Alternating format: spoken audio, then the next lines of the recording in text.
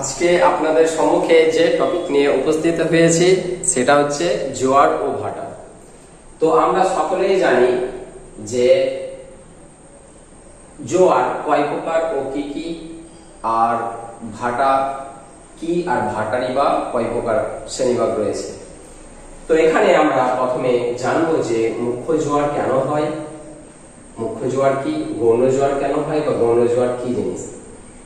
তো আমরা এই দুটো টপিক হয়তো ছোট থেকেই আমরা শিখে আসছি, কিন্তু আজকে আমরা যেভাবে শিখব এইভাবে হয়তো খুব কম শিক্ষকই আমাদের শিখিয়েছেন, এমনকি আমি নিজেও এভাবে কখনোই আমার পূর্বে আমি ক্লাস পাইনি। তো এখন আমরা জানবো যে মুখ্য জোয়ারের কারণ কি এবং কেন হয়।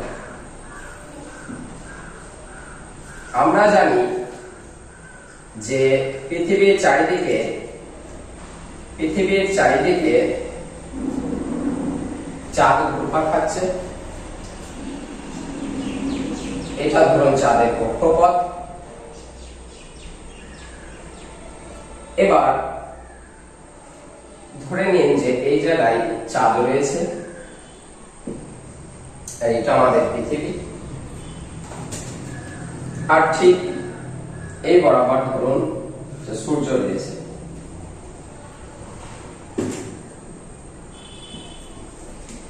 তো আমরা জানি যে আমাদের পৃথিবীকে চাঁদ এবং সূর্য উভয়ে আকর্ষণ করে থাকে। তো এবার দেখুন যে সূর্যের আলো চাঁদের ওপর পড়ে, আবার পৃথিবীর ওপর পড়ে। এবার সূর্যের আলো পৃথিবীতে পড়ুক আর চাঁদের পড়ুক তাতে কিছু যায় আসে না। এবার হচ্ছে আমাদের পৃথিবী দুটো পদার্থ নিয়ে গঠিত, অর্থাৎ জলভাগ আর স্থলভাগ। এবার যখন সূর্য বা চাঁদ যখন পৃথিবীকে আকর্ষণ করে, তখন পৃথিবীর স্থলভাগ কিন্তু একই জায়গায় থাকলেও পৃথিবীর জলভাগ যেহেতু আলগা কণা নিয়ে গঠিত, জল যেহেতু আলগা কণা, তাই জলভাগটা ফুলে ওঠে। চাঁদ বা সূর্যের আকর্ষণে পৃথিবীর জলভাগের অংশটা ফুলে ওঠে, কিন্তু স্থলভাগ ফুলে ওঠে না কেন? কারণ স্থলভাগ তো সূক্ষ্ম কঠিন বস্তু নিয়ে তৈরি, কিন্তু জলভাগ তো তা নয়। এবার চাঁদের যে অংশটা, অর্থাৎ চাঁদের যে অংশটা পৃথিবীর সামনে বরাবর থাকে, সেই অংশে কিন্তু যে একটা জোয়ার দেখা যায়, সেই জোয়ারটাই হচ্ছে মুখ্য জোয়ার। অর্থাৎ পৃথিবীর এটা যে চাঁদ হয়, চাঁদের ঠিক সামনের অংশে পৃথিবী বরাবর মুখ্য জোয়ার সংঘটিত হবে।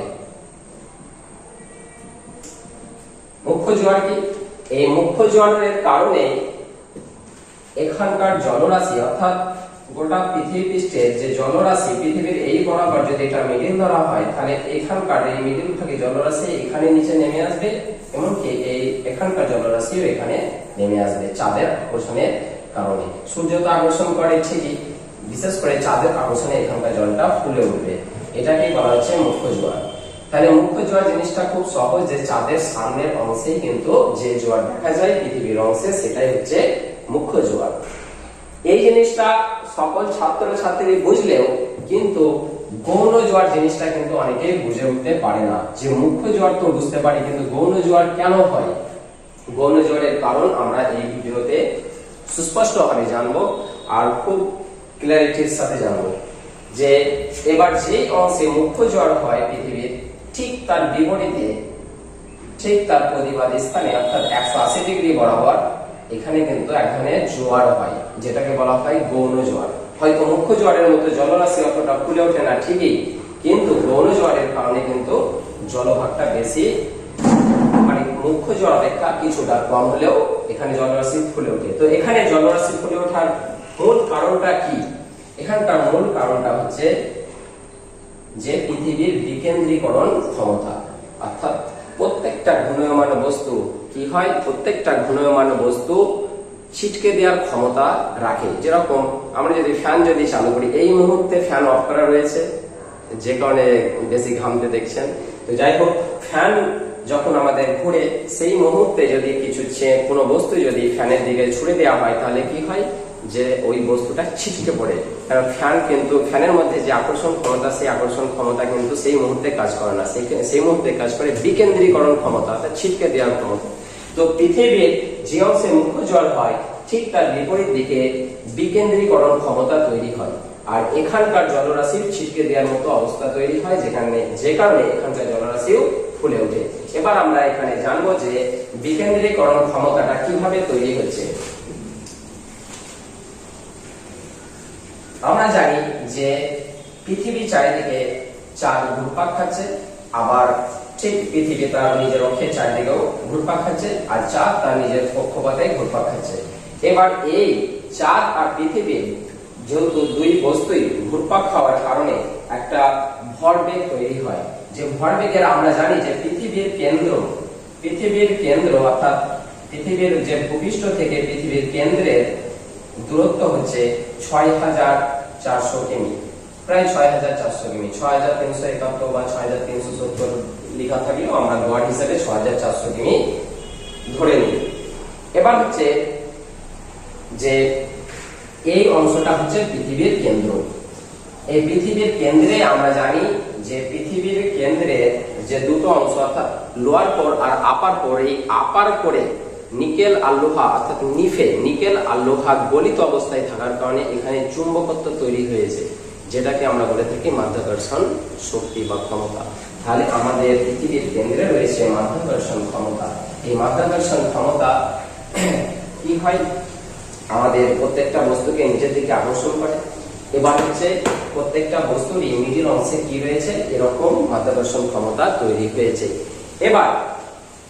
এবার এই পৃথিবীর এখানে যে কেন্দ্রের যে দূরত্ব আর চাঁদ যেহেতু ঘুরপাক খাচ্ছে, আর চাঁদের ঘুরপাক খাওয়ার কারণে পৃথিবীর যে ভরবেগের যে কৌণিক দূরত্ব, সেই দূরত্ব অনেকটাই কমে যায়, প্রায় ১৬০০ কিমি। এটা তো এখান থেকে এত দূর ডিস্টেন্স হচ্ছে ৬,৪০০ কিমি, কিন্তু প্রায় ১৬০০ কিমি দূরত্বে পৃথিবীর কিন্তু কৌণিক একটা ভরবেগ তৈরি হয়। ঠিক আছে, প্রায় ১৬০০ কিমি দূরত্বে। তাহলে ১৬০০ কিমি দূরত্বে পৃথিবীর কৌণিক ভরবেগ তৈরি হচ্ছে। তাহলে আমরা এই জিনিসটা যদি কেন্দ্র হয়, তাহলে যখন মুখ্য জড় হয়, তাহলে মুখ্য জড়ের সাথে আমরা ধরে নেব এই ভূপৃষ্ঠ থেকে প্রায় ১৬ কিমি দূরত্বে, ১৬০০ কিমি দূরত্বে কি রয়েছে, যে পৃথিবীর কৌণিক ভরবেগটা তৈরি হচ্ছে, সেটা এই অংশে হোক বা এই অংশে হোক। এবার যখন মুখ্য জোয়ার যখন হলো, তখন আমাদের এই কেন্দ্রের ক্ষমতা থেকে এবার এতটুকু ডিস্টেন্স কত হবে, তাহলে ৬,৪০০, এখান থেকে এতটুকু ডিস্টেন্স হচ্ছে ৬,৪০০, তার থেকে ১৬০০ কিমি বাদ পড়ে যাচ্ছে। ১৬০০ কিমি এখান থেকে বাদ দিয়ে যদি আমরা বাদ দিই, তাহলে ৬,৪০০ থেকে ১৬০০ কিমি যদি বাদ দিই, তাহলে দেখা যাবে ৪,৮০০ কিমি দূরত্ব কিন্তু সেভ হচ্ছে। অর্থাৎ ৬,৮০০ কিমি কিন্তু যেতে হচ্ছে না। এখান থেকে যদি এই দূরত্ব ১৬০০ কিমি হয়, তাহলে এখান থেকে এই দূরত্ব হচ্ছে ৪,৮০০ কিমি।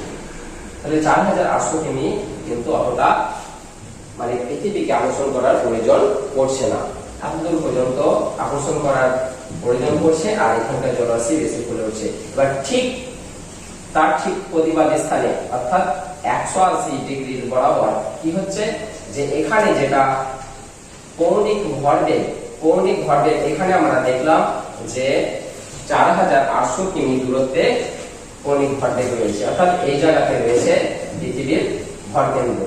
পৃথিবীর ভরকেন্দ্র একই সময়ে কি হচ্ছে, পৃথিবীর ভরকেন্দ্র ৪,৮০০ কিমি থেকে এই পুরো ডিস্টেন্স অর্থাৎ এই পুরো অংশটা পুরোটাই এখন অতিক্রম করতে হচ্ছে।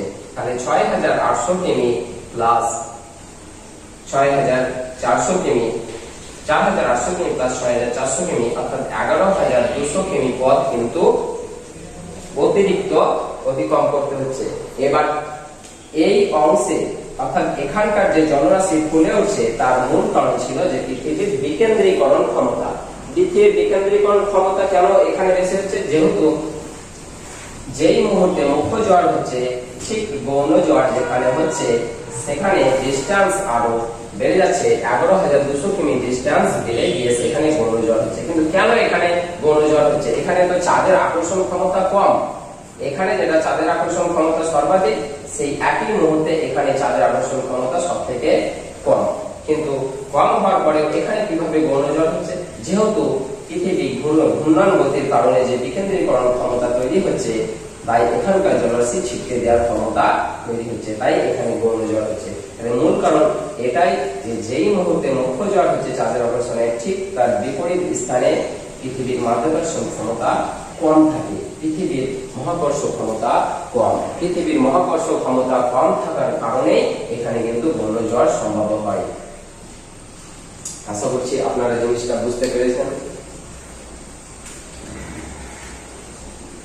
তো আমরা আজকে জানলাম যে মুখ্য জোয়ারের পাশাপাশি ঘূর্ণঝড়ের কারণটা কি ছিল।